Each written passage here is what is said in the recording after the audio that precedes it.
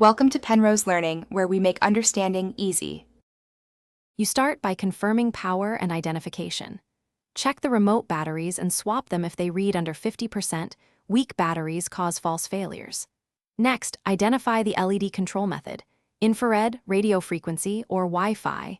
This determines pairing steps. Then, make sure the LED strip or fixture has its power supply connected and switched on, because the receiver must be live for programming. Once done, position yourself within 3 meters, line of sight for IR, and we'll begin the actual pairing sequence. You now perform the pairing routine. Enter the remote's code search or learning mode as the manual instructs. This enables the remote to transmit codes. If your remote has auto search, hold the power or code button and cycle until the LED blinks or toggles. This confirms a match. For RF or Wi-Fi controllers, press the receiver's pairing button while transmitting from the remote.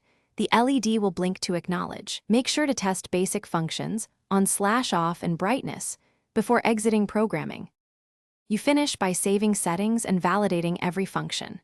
Exit programming mode so the remote stores the code, then cycle through zones, colors, and dimming to confirm full control. If the LED is unresponsive, troubleshoot. Recheck battery level, reduce distance, ensure no obstacles for IR, and verify you use the correct protocol.